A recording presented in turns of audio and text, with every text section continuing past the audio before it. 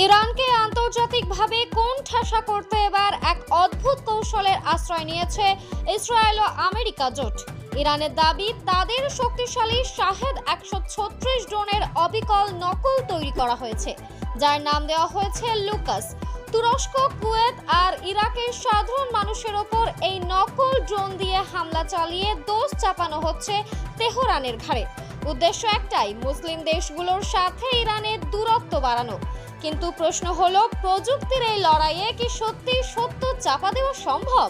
এতদিন পর্দার আড়াল থেকে সমর্থন দিলেও এবার সরাসরি দৃশ্যপটে হাজির হয়েছে পারমাণবিক শক্তিধর চীন। শি জিনপিং এর সরকার ঘোষণা করেছে তারা ইরানের পাশে আছে। বিশেষ করে ইরানের একটি স্কুলে মার্কিন ক্ষেপণাস্ত্র হামলায় শতাধিক শিশুর মৃত্যুর ঘটনা বিশ্ব বিবেককে নাড়িয়ে দিয়েছে। বেজিং এর এই প্রকাশ্য অবস্থায় ওয়াশিংটন ও তেল আবিবের কপালে চিন্তার ভাঁজ ফেলে দিয়েছে। উত্তর কোরিয়া আর চীন এই একাত্মতা কি তবে তৃতীয় বিশ্বযুদ্ধের দামামা বাজিয়ে দিচ্ছে?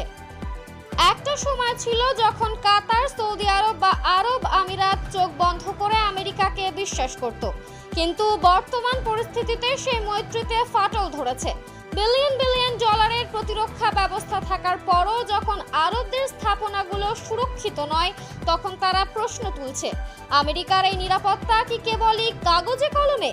জিসিসি ভুক্ত দেশগুলো এখন বুঝতে পারছে, আমেরিকার দাবার ঘুঁটি হওয়া মানে নিজেদের অস্তিত্বকে বিপন্ন করা। সব জল্পনার অবসান ঘটিয়ে আমেরিকা আঘাত এনেছে ইরানের অর্থনীতির হৃৎপিণ্ড খাড়ক দ্বীপে, যেখান থেকে ইরানের 90% তেল রপ্তানি হয়। ট্রাম্পের এই আগ্রাসন কি ইরানকে থামিয়ে দেবে? মোটেও না।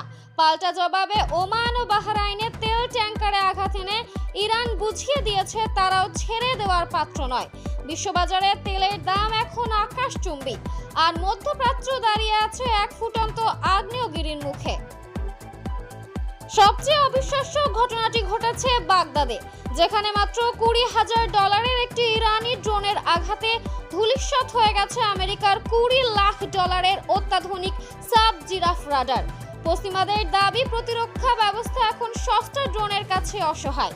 প্রাণ ভয়ে মার্কিন কর্মকর্তাদের সাধারণ মানুষের ঘরে আশ্রয় নেওয়ার খবর এখন পুরো বিশ্বের সামনে এক বড় প্রশ্নচিহ্ন ঝুলিয়ে দিয়েছে। আমেরিকার আধিপত্য কি তবে শেষের পথে? ষড়যন্ত্র, পাল্টা হামলা আর নতুন মিত্রতার এই লড়াই মধ্যপ্রাচ্যকে কোন দিকে নিয়ে যাবে? আমেরিকা কি পারবে তাদের সাজানো অভিযানে সফল হতে, নাকি ইরানের এই প্রতিরোধী হবে আধুনিক সাম্রাজ্যবাদের শেষ অধ্যায়? আপনার কি মনে হয়? এই সম্বন্ধে কমেন্ট করে আমাদেরকে জানান।